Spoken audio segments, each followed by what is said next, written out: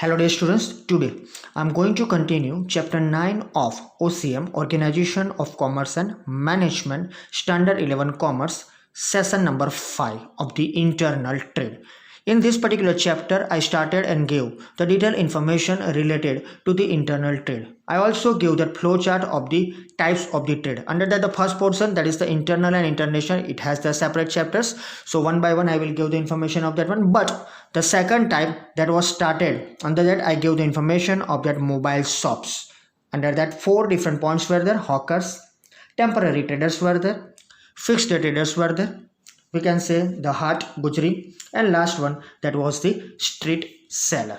So these 4 points were completed. Now second point under the particular point, that is the fixed shop. The second type, that is fixed shop. In this particular chapter, the different separate sub points are there, so keep in mind these sub points. So second point, fixed shops. Under that, the first one is big shops, and under big shop, the first one, departmental stores. Different types are there, departmental stores है, उसके बाद chain stores है, franchises है, mail order shops है, and last उसके बाद 2 है supermarket and shopping mall, that are coming under the big shop. So let's start with the first big shop, that is the departmental stores. You know that one. Different type of the basic information related to the different departmental stores are there. आप कहीं भी जाते हो आप उसको mall बोलते हो, आप कहीं भी जाते हो उसको सुपरमार्केट बोलते हो, किसी को चेन स्टोर्स बोला जाता है, लेकिन ये सब अलग अलग तरीके से अलग अलग आउटपुट देते हैं, अलग अलग तरीके से अलग अलग टाइप का उनका काम है. हाँ, प्रोडक्ट कई बार सेम होती है, लेकिन उनका जो वे ऑफ प्रेजेंटेशन होता है, उनका जो इंफ्रास्ट्रक्चर होता है, उसके बेस ऊपर ये अलग अलग नाम दिए गए हो. On the basis of the stock also, on the basis of the different type of the products also, उसके हिसाब से ये सब दिया गया हुआ है. Let's start with the departmental stores. Retail sale is on large scale in departmental store. So that is the first one, first characteristics हम बोल सकते हैं, लेकिन ये इन्फॉर्मेशन है तो देख लो. रिटेल सेल ये लार्ज स्केल पर होता है यहाँ पर, right. So that is the main thing of this departmental store. जो छूटक हम बोलते हैं वो लार्ज स्केल पर होता है. Where many types of goods are available at the same place. This is not a place where you can purchase only one type or one product. Different type of the products, many type of the goods or products are available. Okay, and also large scale selling is done. There is a different section or department for the sale of each type of goods in such stores. In this type of the stores, you can easily understand the separate departments, separate sections are there, right, for the different type of the goods. For example, stationaries are there, for that a separate section is there, right. One type of the shoes are there, a separate section is there, right. Clothes are there, separate section is there. Male female, right, ladies gents, ऐसे भी separate sections होते हैं clothes में, right. कई बार ऐसा भी होता है कि bags होते हैं, उसके लिए भी एक separate section है. तो ये सब section है, right, डिपार्टमेंट है, वहां पर ये for each good a separate section is there in such type of the stores. तो आप समझ गए होंगे, लार्ज स्केल में आप रिटेल परचेस कर सकते हो, अलग अलग गुड्स अवेलेबल होते हैं यहाँ पर, right. Different type of the goods are available, many products are there, different type of the companies are also there, and also for each type of the good separate section is there. So it is called departmental store because it is divided into different department or section. That's why it is called departmental store. So you can easily write down the meaning of the departmental stores, that where large scale selling is done, many goods are available at the same place, and each has different type of the section or department, that is called departmental stores. So it's a simple thing. यहाँ पर आप large scale में retail में purchase कर सकते हो, अलग अलग टाइप के गुड्स आपके लिए अवेलेबल है. और दूसरा द मेन थिंग, हर एक गुड्स के लिए एक सेपरेट डिपार्टमेंट, हर एक मीन्स हर एक पर्टिकुलर सेपरेट टाइप के गुड्स के लिए एक सेपरेट डिपार्टमेंट है, उसको हम डिपार्टमेंटल स्टोर्स बोलते हैं. The ownership and management of such stores are in the hands of a single person.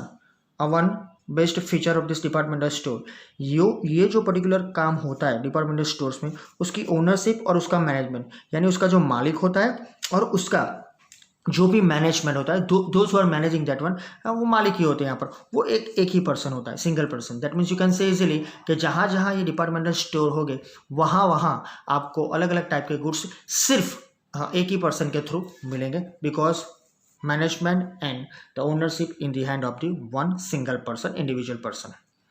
The customers can purchase mostly the goods from basic necessities to the luxuries. That means easily you can understand, हर एक type के goods available है, हर एक type के, right. तो starting with the goods, basic necessities, primary goods also are there, and with the help of that different information you can purchase the luxury. That means के आपके पास अगर कई बार ऐसा भी होता है कि लग्जरीज गुड्स होते हैं वो लिमिटेड होते हैं, तो आपकी डिमांड के हिसाब से वो मंगवा लेते हैं, लेकिन हाँ बेसिक नेसेसिटीज के लेके लग्जरीज तक सब कुछ आपको यहाँ पर मिल जाता है. Every type of the goods are available in this type of the departmental store. So it's a easy thing, it's a very easy. Departmental stores क्या है? वंस अगेन वहाँ सब कुछ मिलता है. रिटेल शॉप है, राइट, यहाँ रिटेल सेल होता है लार्ज स्केल में, राइट. यहाँ सब हर एक टाइप के गुड्स मिलते हैं एक ही जगह पर.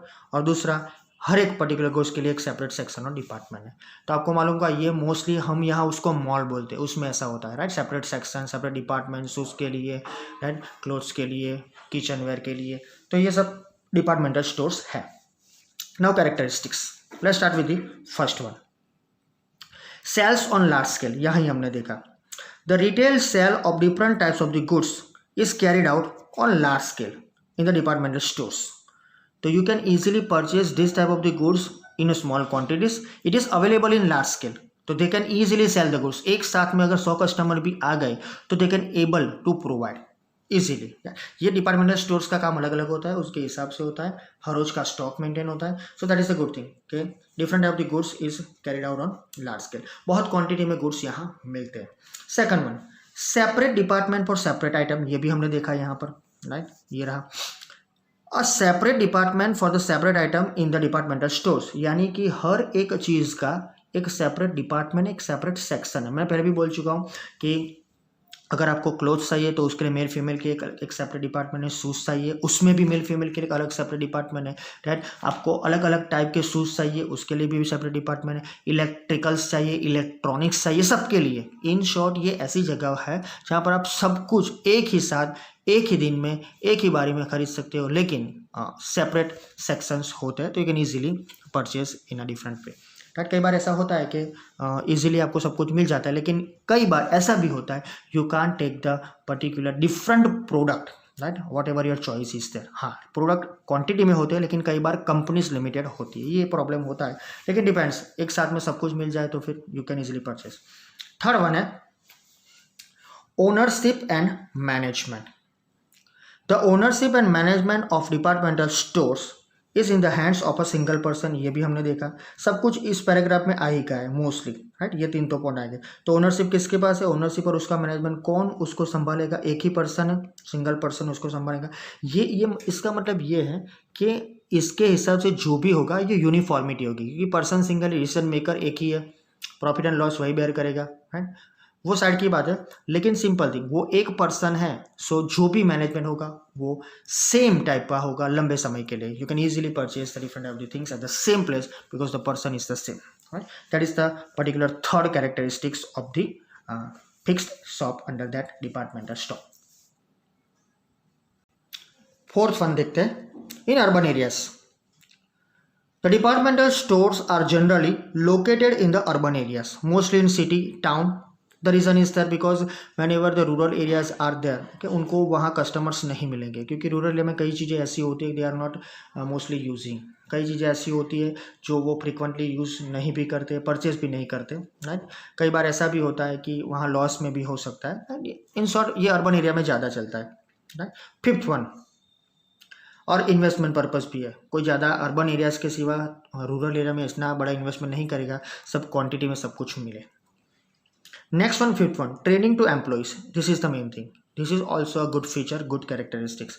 अ special training is given to the employees of the departmental stores for the proper behaviour with the customers and sales promotion. अब ये तो आप देखते हो, आप उसको मॉल बोलते हो. अब आपका कॉन्सेप्ट क्लियर होगा कि whenever you visiting a small type of the shops and whenever visiting the different type of the malls, malls are nothing, they are the one type of the departmental stores. आप जहाँ जाते हो, मैं नाम नहीं ले सकता यहाँ पर, लेकिन आप जहाँ जहाँ जाते हो जो बड़े बड़े स्टोर्स होते हैं, राइट, वो डिपार्टमेंटल स्टोर है, ना ही कि वो पर्टिकुलर मॉल है, राइट. कई बार ऐसा भी होता है आप बोलते हो मॉल जाके आए, that is not mall, that is departmental stores.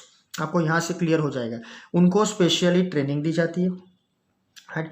उनको स्पेशली प्रोडक्ट की भी ट्रेनिंग दी जाती है, राइट. कंपनी में कुछ प्रोडक्ट होती है तो so it is given to the employees of this type of the departmental store.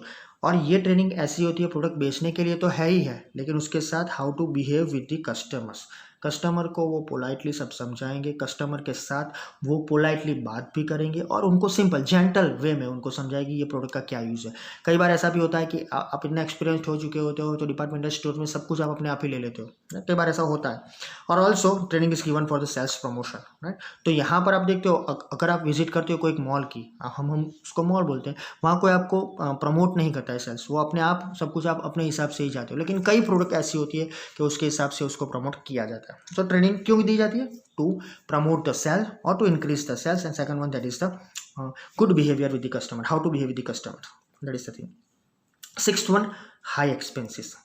अब इतनी सारी इंफॉर्मेशन, इतने सारे गुड्स, इतनी सारी आपको जो भी पर्टिकुलर ट्रेन पर्सन इंफॉर्मेशन देता है तो वहाँ एक्सपेंस भी ज़्यादा ही होगा। That is the thing, high expenses are there. High expenses are to be incurred to build infrastructure facilities and for its maintenance in the departmental stores. If you want to start this type of the departmental stores, you have to invest more money. Also you have to give the training. Also you have to make different type of the goods available every time in the particular departmental store, and also you have to give the training. तो उसके पीछे कई सारे expenses होंगे, so it should be occur or incur, right, for the build infrastructure. पहले तो अपना एक इंफ्रास्ट्रक्चर बिल्ड करना पड़ेगा, उसके लिए भी पैसे चाहिए ना, other and for maintenance, right. क्यों?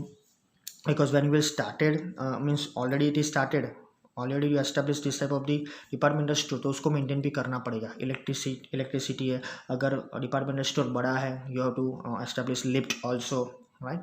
सो कस्टमर्स आते हैं उनके लिए अच्छे से अच्छा कुछ होना चाहिए, पार्किंग की फैसिलिटीज़ भी होनी चाहिए। तो these are the different type of the expenses. तो ये सब एक्सपेंसेस मेंटेनेंस होगा तो एक्सपेंसेस रहेंगे ही रहेंगे। Next one, seventh one, facilities to the customers. Facilities like entertainment, आप देख सकते हो कि when you are visiting any type of the departmental store आपके लिए एंटरटेनमेंट होता है, राइट।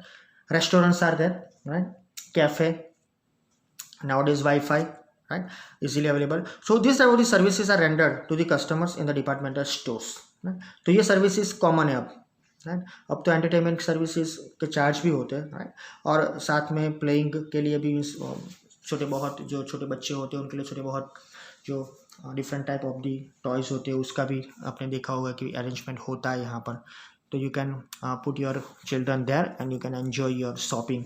ये सब नया कॉन्सेप्ट है, राइट। अब तो उसको कई बार ऐसा भी होता है कि बच्चे जो होते हैं शायद आपको शॉपिंग में डिस्टर्ब ना करें, उसके लिए स्पेशल पर्सन्स भी रखा गया है वहाँ ऐसे डिपार्टमेंटल स्टोर्स में जो 1 घंटे के लिए 2 घंटे के लिए चार्ज करते हैं लेकिन उसको संभाल के रखते हैं। That is the reality nowadays, right. So ये सब है, रेस्टोरेंट है, कैफे भी होता है, वाईफाई फ्री होता है, तो you can enjoy the shopping easily. So this are the some facilities. तो ये भी एक्सपेंसिस में ऐड हो जाएगा, राइट। ये फैसिलिटीज जो होती है हमारे एक्सपेंसिस में आई जाएगी। And next last one, guidance.